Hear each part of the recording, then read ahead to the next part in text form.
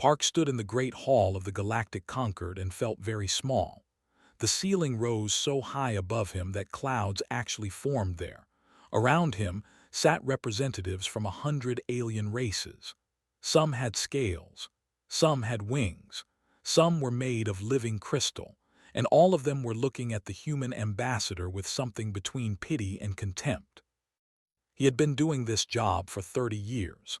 His father had done it before him.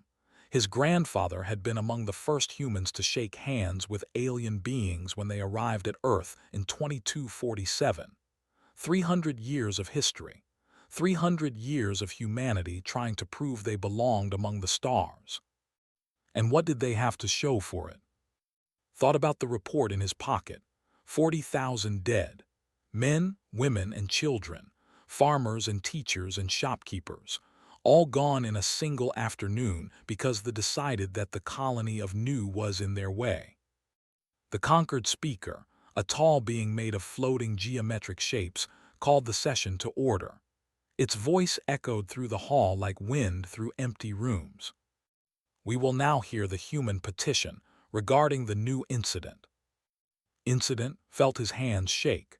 They called the murder of 40,000 people an incident. He walked to the speaker's platform. His shoes made soft sounds on the ancient stone floor. Every eye and sensor and strange alien organ that served as an eye was fixed on him. Honored representatives, began. He had given this kind of speech many times before. The Terran Union formally requests that the Galactic Concord condemn the unprovoked attack on the human colony of New. We request reparations for the families of the victims. We request that the High Command be held responsible for this act of aggression.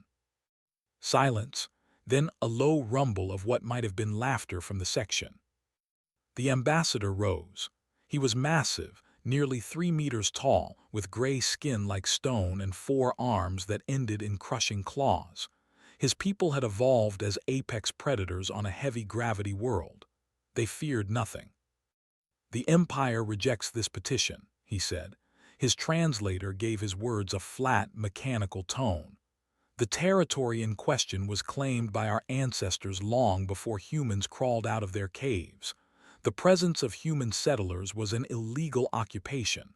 Our response was a territorial correction, nothing more. Felt his heart pounding.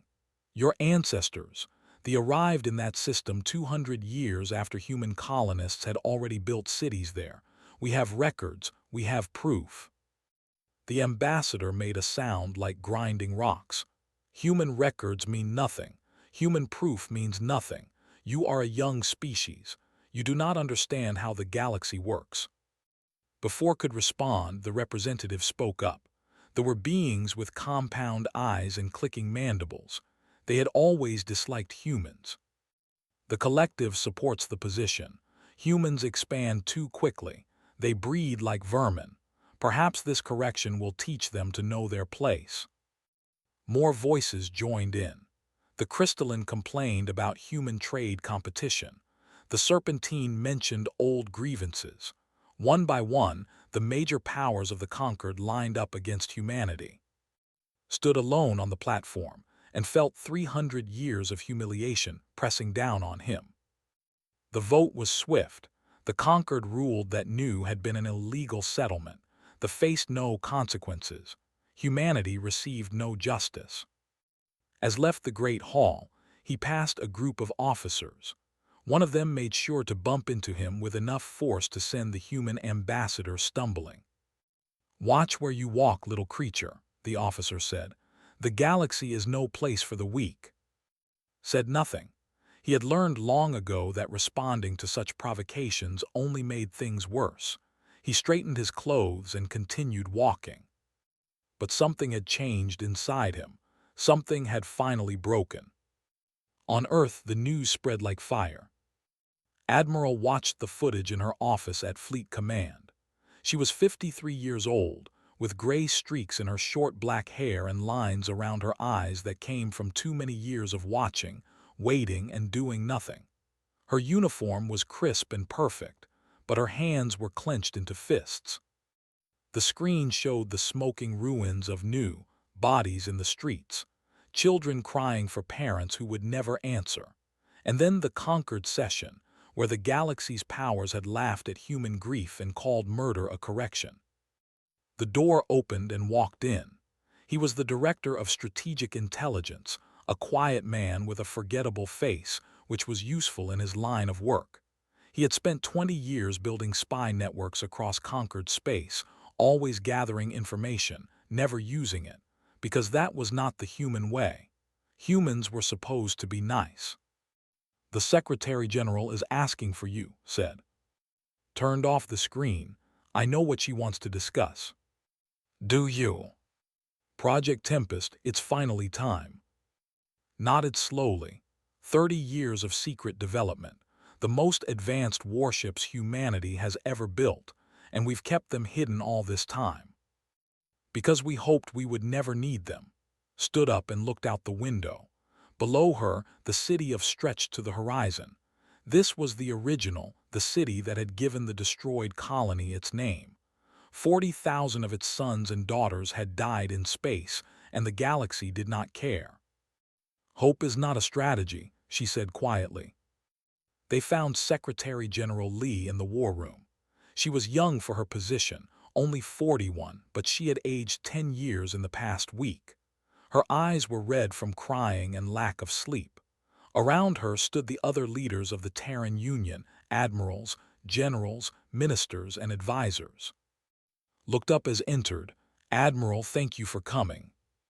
"Madam Secretary." Took a deep breath. "I have spent the last 3 days on calls with every major power in the conquered. I have begged, I have pleaded, I have offered everything we have." She paused. "They laughed at me. They actually laughed." No one spoke. The weight of the moment pressed down on everyone in the room. "For 300 years," continued, "we did everything right. We followed every rule. We honored every treaty. We apologized for crimes we did not commit. We gave and gave and gave, asking only to be treated with basic decency." She stood up and walked to the main display. With a gesture, she brought up images of new before the attack, happy families, children playing in parks, farmers working green fields under an alien sun. "This is what our kindness earned us. This is what our patience bought." She turned to face the others. "I am done being patient. I am done being kind to those who see kindness as weakness." Admiral stepped forward. "Project Tempest is ready, Madam Secretary. 12 Tempest-class destroyers, fully armed and crewed. 20 more can be completed within 6 months. Our weapons are unlike anything the Conquered has ever seen."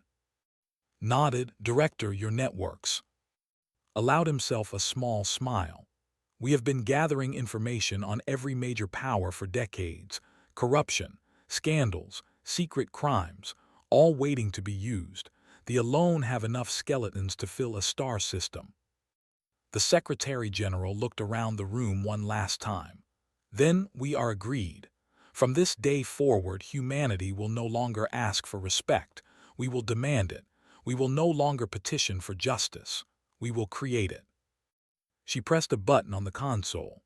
The display changed to show a message ready to broadcast across all conquered channels. "They wanted us quiet and obedient," said. "Let us show them what happens when humans stop being nice."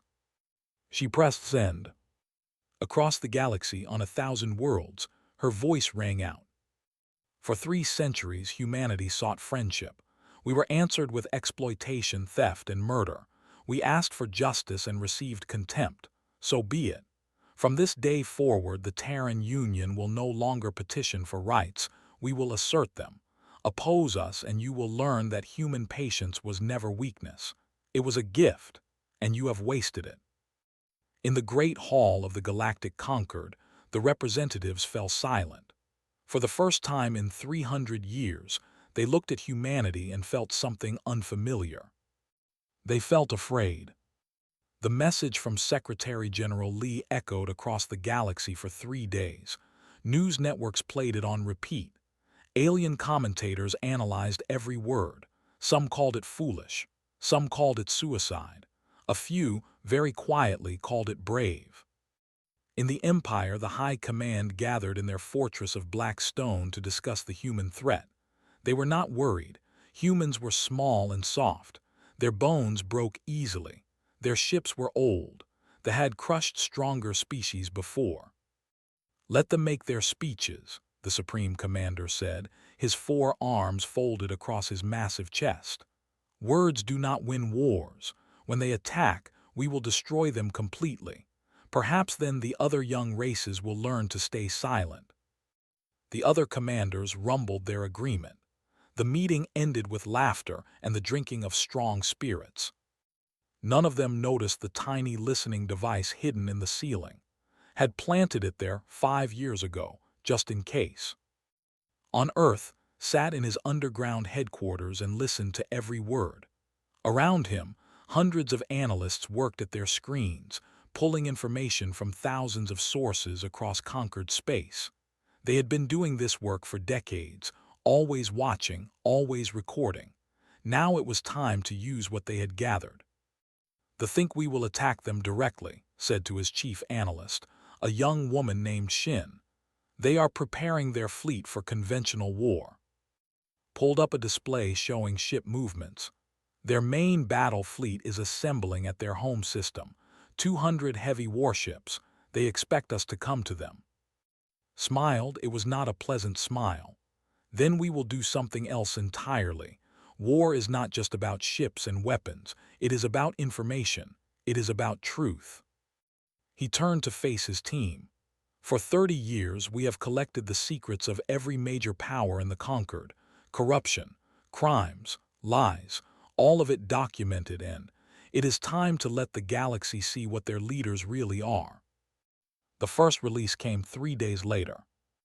Across space, every news channel suddenly began showing classified documents, financial records proving that the High Command had stolen billions in military funds, secret recordings of commanders planning attacks on civilian targets, evidence that the new attack had been discussed months in advance, not as a territorial correction, but as a test to see how far they could push humanity. The government tried to shut down the broadcasts, but hackers were better. Every time they blocked one channel, 3 more would appear. The documents kept coming, each one more damaging than the last. On the streets of cities, ordinary citizens began to ask questions. Why were their taxes so high while commanders lived in palaces? Why had their children died in distant wars while leaders got rich? The seeds of doubt, planted by human intelligence, began to grow. But information warfare was only part of the strategy. Admiral stood on the bridge of the TUS Righteous Storm, the first of the Tempest-class destroyers. The ship was beautiful in a deadly way, sleek and dark, designed for speed and precision. Around her, 11 more ships just like it waited for orders. Captain approached with a data pad. She was 35 years old, with a scar on her left cheek from a border skirmish 7 years ago. Her younger brother had been a farmer on Nu. He had been 22 years old when they killed him. "Admiral, the fleet is ready," said. Her voice was calm, but her eyes burned with quiet fire. Nodded. "You understand the mission, Captain?" "Yes, Admiral. We strike their orbital defenses. We disable, not destroy. We show them what we can do without crossing lines we cannot come back from." "And why is that important?" Thought for a moment. "Because we are not like them. They kill civilians and call it correction. We will defeat them and show them mercy. That is what makes us human." Felt a surge of pride. "Exactly. The galaxy expects us to be savages. We will prove them wrong. Our strength is not just in our weapons, it is in our restraint." The Tempest fleet jumped to hyperspace. They emerged at the edge of territory, near a heavily defended supply station. Within seconds, every alarm in the system was screaming. Defense ships scrambled to intercept. But the human ships were already gone, jumping to another location before the defenders could even lock on their targets. They appeared again near an orbital shipyard, launched a single volley of strange projectiles, and vanished once more. The commander at the shipyard watched in confusion as the human weapons struck his defense platforms. There was no explosion. Instead, a wave of energy spread across the platforms and then nothing. Every system went dark. Computers died. Engines stopped. Weapons powered down. The platforms drifted in space, completely disabled but physically intact. Not a single had been killed. "What manner of weapon is this?" the commander demanded. No one had an answer. The hit-and-run attacks continued for weeks. Human ships would appear, disable key targets, and disappear before anyone could respond. They never attacked civilian areas. They never destroyed ships that could not defend themselves. They simply demonstrated, again and again, that they could strike anywhere they chose. The fleet assembled to hunt them down, but the human ships were too fast, too unpredictable. Every time the thought they had cornered them, the humans would vanish and appear somewhere else entirely. Meanwhile, the information releases continued. Director had moved on from the to the documents showing illegal biological experiments, records of the leadership using chemical weapons on rebellious worker castes, evidence of secret deals with the to divide human space between them. The collective, which had laughed at human grief, suddenly found itself facing internal chaos. Worker castes that had been loyal for centuries began to question their masters. Hive queens who had ruled without challenge found their authority crumbling. And then came the crystalline beings had built their power on trade and exposed the truth of their trading practices, price-fixing cartels that had exploited smaller species for generations. A peaceful trading race lost 30% of their wealth every year to manipulation. They paid triple the fair price for essential supplies. A dozen other species had been quietly robbed for centuries. When the truth came out, the trade networks began to collapse. Partners refused to do business with them. Contracts were broken. The great crystal merchants who had looked down on humans as primitive upstarts watched their empire crack. On Earth, Dr. Han studied the results with fascination. She was the chief for the Terran Union, an expert in understanding how alien minds worked. Her job was to predict how the galaxy's powers would respond to humanity's new strategy. "They are completely confused," she reported to Secretary General. "For centuries, they have understood conflict in simple terms: attack and counterattack, territory gained and lost. They have no framework for what we are doing." Leaned forward, explain. Brought up a display showing social unrest across conquered space. "We are not conquering them. We are not even trying to destroy them. We are simply telling the truth and defending ourselves with precision. Their leaders cannot admit they are corrupt, so they cannot address the accusations. Their militaries cannot stop our ships because our ships never stay to fight. Every response they try only makes things worse." And the common people. That is the interesting part. The ordinary citizens of these empires are not our enemies. They are victims of the same systems that have oppressed us. When they see human ships sparing lives, when they hear the truth about their own leaders, they begin to wonder. Maybe humans are not the monsters their governments claimed. Maybe their own governments are the problem. Nodded slowly. "We are not fighting a war against peoples. We are fighting a war against systems." Exactly. And systems can be changed from within if the right pressure is applied. Captain returned from another successful mission. Her squadron had disabled an entire battle group without causing a single casualty. The ships drifted helplessly in space, their crews alive but unable to do anything but wait for rescue.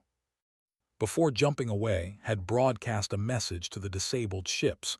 "Your leaders sent you to die for their pride. We choose not to kill you. Think about which side truly values life." She reported to Admiral on the Righteous Storm. "The Supreme Commander is furious," said. "He has ordered his fleet to attack Earth directly." Remained calm. "As we expected, how many ships?" 300, everything they have." "Then it is time for the next phase." Opened a channel to all human ships. All Tempest squadrons proceed to defense positions. The enemy is coming to us. We will meet them, but not in the way they expect. The Armada jumped toward Earth, hungry for revenge. They expected to find a desperate enemy waiting to be crushed. They found something very different. The Supreme Commander stood on the bridge of his flagship, the Crushing Fist, and watched the blue marble of Earth grow larger in his. 300 warships followed behind him, the greatest fleet his empire had ever assembled. Today, he would teach humanity a lesson they would never forget. All weapons ready, his tactical officer reported. The human home world is within range. The Supreme Commander allowed himself a moment of satisfaction. For weeks, human ships had been biting at his empire like insects, causing pain but never staying to fight. Now they would have no choice. Their planet was behind them. They would have to stand and die. "Scan for human defenses," he ordered. The tactical officer frowned. "Sir, I am detecting very little, a few orbital stations, perhaps 20 ships. That cannot be right." "It is a trick. Scan again." But the second scan showed the same thing. Earth appeared almost defenseless. The Supreme Commander felt a cold touch of worry. Humans were many things, but they were not stupid. They had known this attack was coming. Why had they not prepared? "It does not matter," he decided. 20 ships or 200, the result will be the same. All vessels advance and engage. The Armada swept forward. The human ships moved to intercept, 12 sleek destroyers and a handful of older vessels. It was like watching a small fish swim toward a shark. Then the human ships opened fire. The first volley struck the forward cruisers. There were no explosions. Instead, waves of energy washed over the ships, and one by one they went dark. Engines failed. Weapons died. Life support flickered. "What is happening?" the Supreme Commander demanded. "Unknown weapon, sir. It is disabling our systems without destroying the ships." More volleys came. The human destroyers moved with impossible speed and grace, dancing between the larger vessels, striking and retreating before anyone could lock onto them. Ship after ship fell silent, drifting helplessly in the void. The Supreme Commander watched his mighty armada crumble. Return fire, destroy them. His gunners tried. They fired thousands of missiles, countless energy beams, but the human ships seemed to know where every attack would come before it arrived. They twisted and spun through the barrage, suffering only minor damage while continuing their devastating assault. Captain Flew, the Righteous, stormed through the heart of the fleet. Her ship's computer fed targeting data directly to her neural implant, allowing her to react faster than any alien could follow.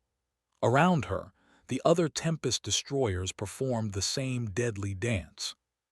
"Focus on their flagship," Admiral ordered through the comm. "The Supreme Commander must see what we can do." Smiled grimly, "With pleasure, Admiral." The Righteous storm dove toward the Crushing Fist, weaving through defensive fire that would have destroyed any other ship. At the last moment, launched a full spread of EMP torpedoes directly at the flagship's engineering section. The Supreme Commander watched the torpedoes coming. He had just enough time to feel fear before they struck. The Crushing Fist shuddered and went dark. Emergency lighting came on, casting everything in red. The Supreme Commander found himself floating as the artificial gravity failed. "Report," he bellowed. "All primary systems offline, sir. Weapons, engines, communications, everything is dead. We are disabled." Through the Supreme Commander could see the rest of his fleet.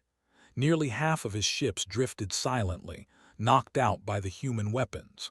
The other half were trying to retreat, but the human destroyers were everywhere, picking them off one by one. Then a human face appeared on his.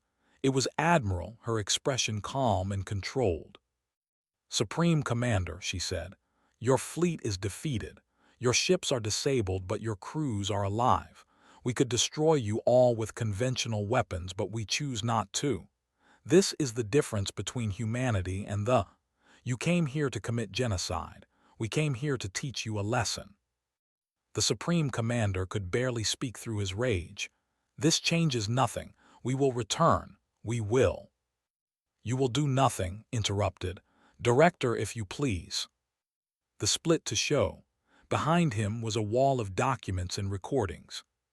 Supreme Commander said pleasantly, while you were busy losing this battle, my team has been busy broadcasting your secrets to every corner of space. The embezzlement, the massacres, the secret deals with the. Your own people now know exactly what kind of leaders they have been following. The Supreme Commander felt his heart freeze. You cannot. We already have. Even as we speak, protests are erupting in your capital city. Your political rivals are calling for investigations. Your own officers are questioning whether they should follow leaders who steal from their own people. Smiled. You wanted to destroy Earth. Instead, you have destroyed your own power. Enjoy the journey home, Supreme Commander. It will be a very interesting one. The went dark. Hours later, the disabled ships were towed to safe positions and released. Their systems were restored just enough to allow them to limp home. Not a single had died in the battle. But the Empire had suffered a wound that could not be healed. The news spread across the galaxy. The mighty, who had crushed so many species, had been defeated by humanity without losing a single life. Human technology had proven superior. Human mercy had proven even more shocking. The collective called an emergency session. The Trade Council met in secret. Smaller species watched and wondered what it all meant. Ambassador Park received hundreds of messages from races he had never spoken to before. Some were curious, some were fearful, and some, many more than he expected, were hopeful. On the home world, the Grand Merchant watched the footage of the battle with tears in his large, gentle eyes. His people had been bullied and exploited for centuries. They had never dared to fight back because they knew they would be destroyed. And now, send a message to the human ambassador, he told his aide. Tell him the wish to speak about the future. Similar messages came from a race of plant-like beings who had long suffered under trade manipulation. From whose home world had been occupied by for 100 years. From dozens of smaller species who had never imagined that anyone could stand against the great powers of the conquered. Secretary General received the reports with a mixture of hope and caution. They want to ally with us, she said to her advisors, but can we trust them? Dr. Han spoke up. These are not the species that oppressed us. They are the species that were oppressed alongside us. They have never harmed humanity. They have never threatened our colonies. They are potential friends who were too afraid to reach out before. Nodded. My intelligence suggests their motives are genuine. They see what we have done to thee and they want protection. They also want what we are offering, a new way of doing things in this galaxy. Made her decision. Then we will meet with them, but we will not make the same mistake twice. We will offer friendship, but we will never again be helpless. Admiral, continue fleet construction. I want 50 Tempest destroyers within the year. Saluted, it will be done. The first meeting of what would become the Free Systems Alliance took place on a neutral space station 3 weeks later. Ambassador represented humanity. Across from him sat representatives of 11 species, all of them small, all of them victims of the conquered's great powers. For centuries, we have lived in fear, the Grand Merchant said. We paid tribute to those who threatened us. We accepted insults and theft because the alternative was destruction. And then we watched humanity refuse to accept this fate. Nodded. We were afraid too once. We spent 300 years trying to make peace with beings who saw our kindness as weakness. We have learned that peace requires strength. Without the ability to defend ourselves, we had nothing but empty hope. A elder raised one of its branch-like arms. But you did not destroy the fleet. You disabled it. You could have killed them all, but you chose mercy. Why? It was a question had thought about many times. because we did not want to become like them. Our goal was never conquest or revenge. Our goal was to be treated with dignity. To achieve that through genocide would have made us monsters. The representatives murmured among themselves. This was a concept they had rarely encountered in galactic politics: power without cruelty, strength without destruction. "What are you proposing?" the commander asked. He was a grizzled old soldier whose world had been under occupation since before he was born. Stood and brought up a display. The Free Systems Alliance, a mutual defense pact among species who believe in justice and cooperation. No member will be required to pay tribute to another. No member will be abandoned if attacked. We will trade fairly and resolve disputes through negotiation, not force. And if the great powers attack us, smiled, then they will face human ships alongside yours, and as they have learned, that is not a fight they want. The vote was unanimous. 11 species joined the Free Systems Alliance that day. Within a month, the number had grown to 23. The Galactic Conquered watched in growing alarm, for they had maintained power by keeping the smaller species divided and afraid. Now those species were uniting behind humanity, and the old order was cracking. An emergency session was called. For the first time in centuries, the great powers would have to respond to a challenge they could not simply crush. But they were about to learn that the galaxy had changed forever. The Great Hall of the Galactic Conquered had never felt so tense. Representatives from the major powers sat in their ancient seats, but the confidence they once displayed was gone. The delegation looked diminished, their supreme commander replaced by a younger officer after the old leader was arrested for corruption. They clicked their mandibles nervously, their own hives facing worker rebellions they could barely control. The crystals flickered with stress patterns that betrayed their fear. And in the human section, Ambassador Park sat with his back straight and his eyes clear. Beside him were representatives of the Free Systems Alliance, merchants, elders, soldiers. They had come to the Conquered not as supplicants, but as equals. The Conquered speaker called the session to order. Its geometric form seemed less stable than before, its edges fuzzy with uncertainty. "This emergency session has been called to address the growing instability in Conquered space," the speaker announced. "The delegation from the collective has requested to speak first." The High Ambassador rose. She was ancient, her exoskeleton faded with age, but her compound eyes still held cunning. "The collective formally proposes a united military action against the so-called Free Systems Alliance," she said. "This human-led coalition threatens the established order of the galaxy. If we do not act now, our authority will crumble completely." Murmurs of agreement came from several delegations. The Trade Master spoke in support, as did representatives from a dozen other powers who had benefited from the old system. Listened patiently. When the finished, he stood. "May I respond?" The speaker hesitated, then nodded. Walked to the central platform, the same place where he had begged for justice after New. But he was not begging now. "The ambassador calls us a threat to the established order. She is correct. We are a threat to an order built on exploitation, theft, and murder. We are a threat to a system that allows the strong to crush the weak without consequence." He looked around the hall, meeting the eyes of every delegation. "But we are not a threat to the people of the Conquered. We are not a threat to the workers in hives who labor without rights. We are not a threat to the citizens who watched their leaders steal their wealth. We are not a threat to the small traders who were robbed by cartels." He paused to let his words sink in. "The Free Systems Alliance does not want war. We want justice.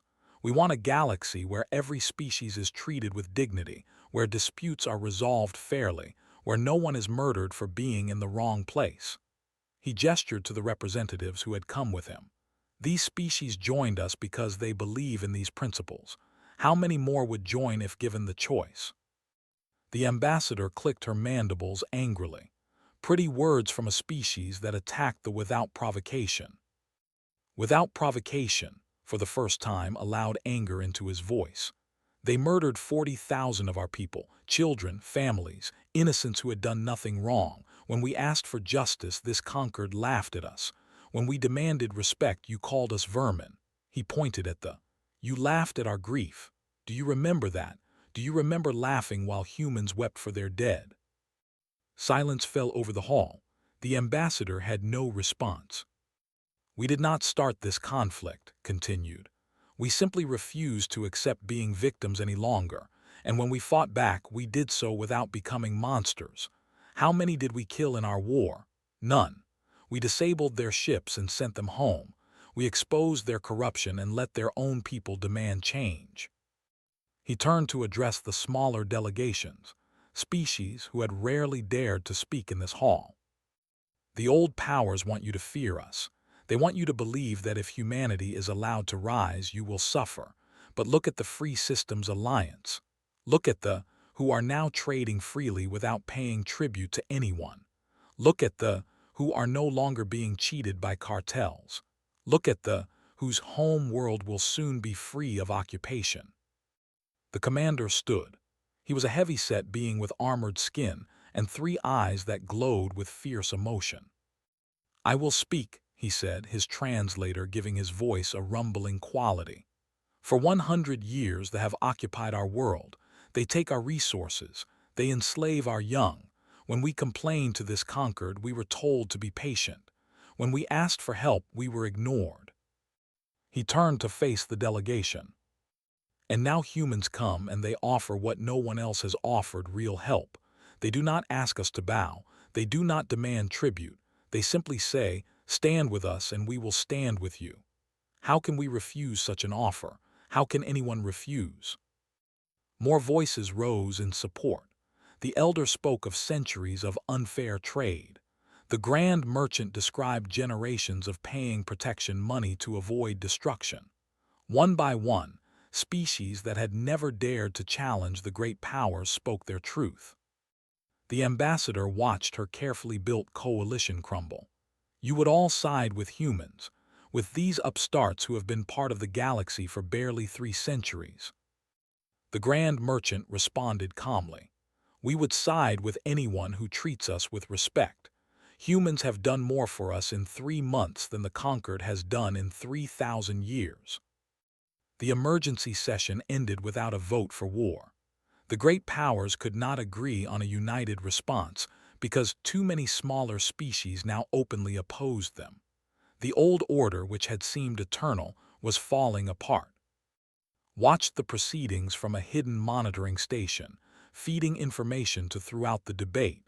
When it was over, he allowed himself a rare moment of satisfaction. Phase 3 is complete, he reported to Secretary General. The conquered cannot unite against us. Their own members are too divided. Nodded, what about the great powers acting alone? They are dealing with internal revolution. They are fighting their own workers. They are watching their trade empire collapse. None of them can afford a major war right now. And if they become desperate? His expression grew serious. That is the danger. Desperate powers do desperate things. We need to keep the pressure on while also offering them a way out. Admiral joined the discussion via hologram from her flagship. The fleet is ready. We now have 40 Tempest destroyers and more being built every month. If any of the great powers attacks, we can respond. Thought carefully.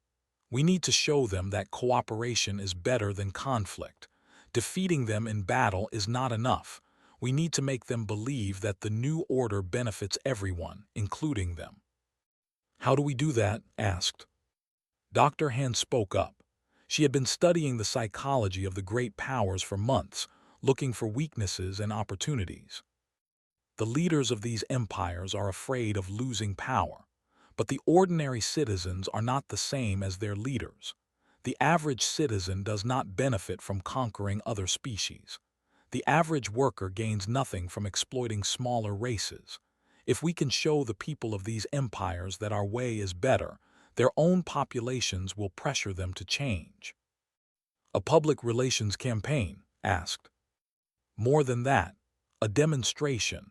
We need to show the galaxy what the Free Systems Alliance stands for, not just in words but in actions. The demonstration came 2 weeks later. A massive solar storm struck the system. There were a serpentine species that had always sided with the great powers. Their home world faced destruction as radiation threatened to kill millions. The conquered response was slow. Ships were dispatched, but they would arrive too late. The government sent desperate messages to their allies, but the great powers were too focused on their own problems to help quickly. Then human ships arrived. Captain led a fleet of 12 vessels, loaded not with weapons but with radiation shields and medical supplies. They had crossed conquered space at maximum speed, ignoring all territorial boundaries. "Command, this is Captain of the Terran Union. We are here to help." They were stunned. Humans were supposed to be their enemies. They had voted against humanity and the conquered many times. "Why?" the commander asked. "Why would you help us?" His response was simple. "Because your people are dying and we can save them. That is enough reason." For 3 days, human ships worked alongside emergency services. They deployed shields to protect population centers. They treated radiation sickness. They evacuated civilians from the most dangerous areas. When it was over, millions of lives had been saved. The government sent formal thanks to Earth. A month later, they quietly from the anti-human coalition in the conquered. Similar actions followed. When disease struck in colony, human doctors offered help. When pirates threatened shipping lanes, human ships escorted merchant vessels to safety. Every time, the message was the same. The Free Systems Alliance helps those in need, regardless of politics. The great powers accused humanity of trying to buy allies. Ambassador responded with a simple question. If helping people in need is wrong, what does that say about those who refuse to help? Slowly, inevitably, the balance of power shifted. More species joined the Free Systems Alliance. More citizens of the great powers began to question why their governments could not be as generous as humans. The old order, built on fear and exploitation, was giving way to something new. Secretary General addressed the Terran Union. "We have come far," she said, "but our work is not finished. The great powers are weakened, but they have not surrendered. The conquered still stands, even if it is cracking. We must be patient and persistent. We must show the galaxy that our way is not just stronger, it is better." She looked out at the stars. 300 years ago, we came to the galaxy hopping to find friends. We found enemies instead, but we never stopped believing that friendship was possible. Now, at last, that belief is becoming reality. We are not alone anymore, and together, we will build something the galaxy has never seen. The final act was about to begin. 18 months had passed since Secretary General Lee first declared that humanity would no longer accept being treated as inferior. 18 months of intelligence warfare, precision strikes, coalition building, and patient diplomacy. The galaxy had changed more in that time than it had in the previous 1,000 years. The Empire was no longer an empire. After the Supreme Commander's arrest, reformers had seized power in a mostly bloodless revolution. The new government called itself the Republic, and its first act was to apologize for the new massacre. Reparations were paid. War criminals were tried. The gray-skinned giants who had once terrorized the galaxy were now struggling to build a democracy. The collective faced an even more dramatic transformation. Worker castes that had been enslaved rose up against their hive queens. The revolution was bloody in some hives, peaceful in others, but the result was the same everywhere. The old masters fell, and new councils of workers and queens together took their place. The trade cartels collapsed entirely. Without the ability to fix prices or threaten competitors, they had to compete fairly for the first time in centuries. Some adapted and prospered. Many did not. The great crystal merchants who had once controlled half the galaxy's commerce were reduced to ordinary traders, no better or worse than anyone else. And the Galactic Concord, the ancient institution that had ruled the stars voted to dissolve itself. Ambassador Park was present for that historic vote.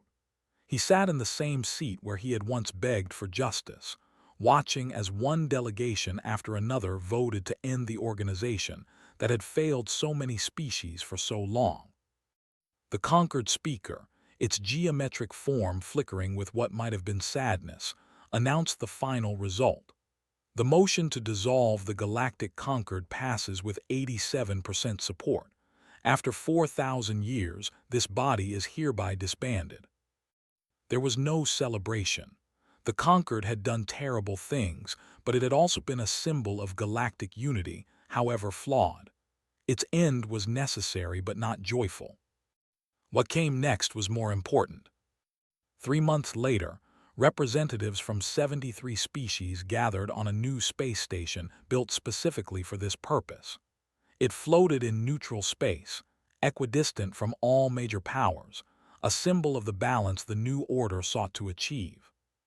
The station was called Unity. Its design incorporated elements from every member species, human steel alongside wood, stone next to crystal. It was beautiful in its diversity. Secretary General Lee stood at the central podium, looking out at the largest gathering of sentient species in galactic history. She was older now, her hair graying at the temples, but her eyes still held the fire that had burned in them when she declared humanity's defiance. "We have come here to build something new," she said.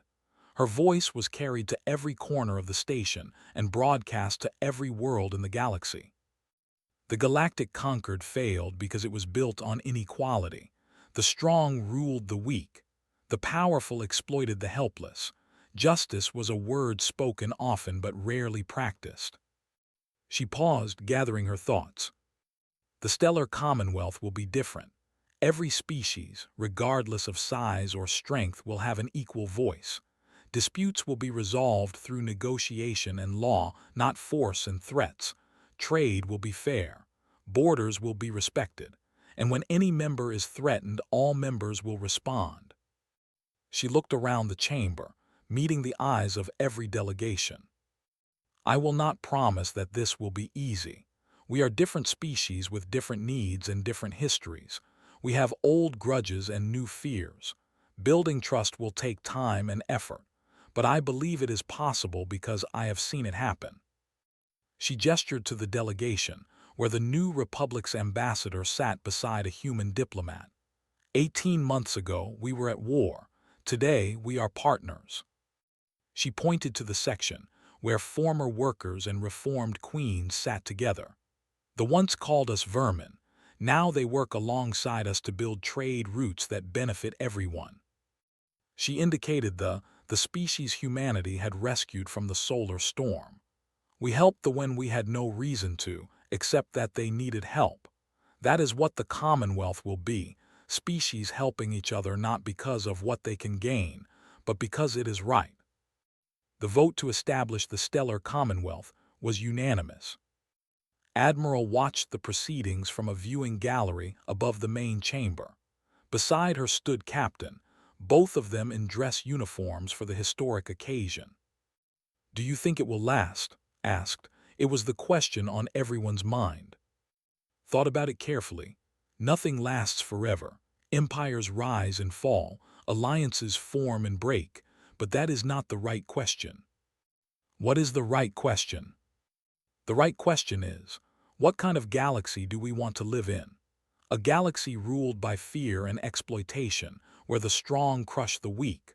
Or a galaxy where different species can work together, where disputes are resolved without genocide, where kindness is seen as strength rather than weakness?" She looked down at the chamber, where 73 species were shaking hands and embracing, celebrating the birth of a new era. "We could not control what the galaxy was before we arrived, but we can influence what it becomes. That is what today represents, not perfection but possibility, the possibility of something better." Nodded slowly. "My brother would have liked this. He believed in people, all kinds of people.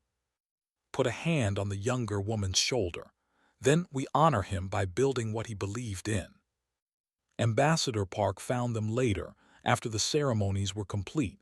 His face was tired but happy.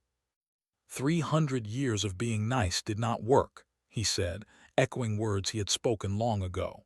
But it taught us exactly how to do this right. Smiled, how do you mean? We knew what peace felt like. We knew what cooperation should look like.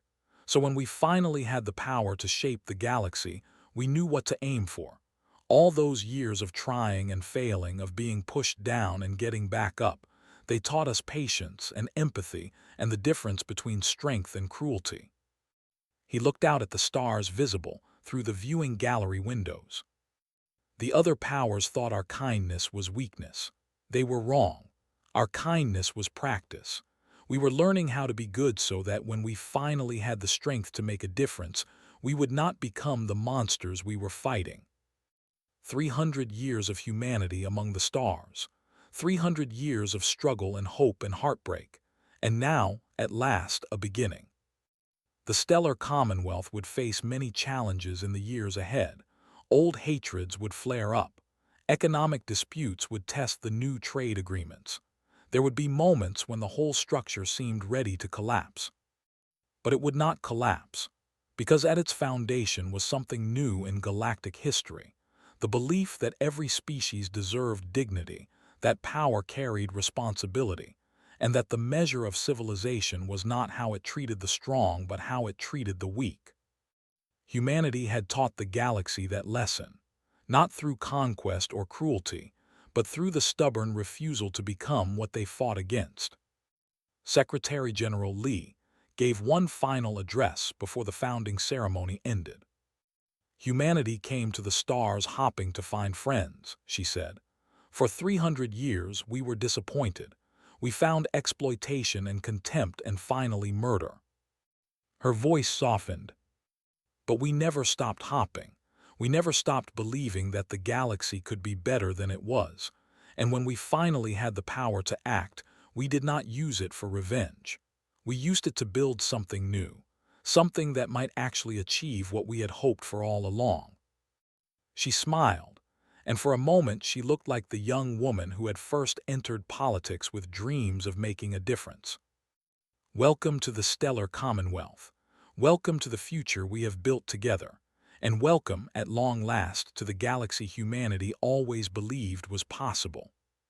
The chamber erupted in applause from 73 species. Below them, Earth turned slowly in the void, a small blue dot that had produced a species stubborn enough to change the stars.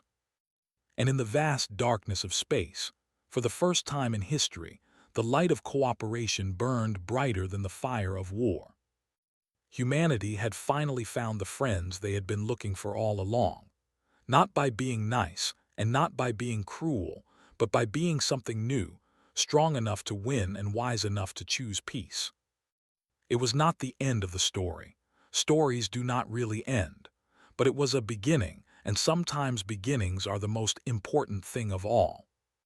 The galaxy would never be the same. And that was exactly what humanity had intended.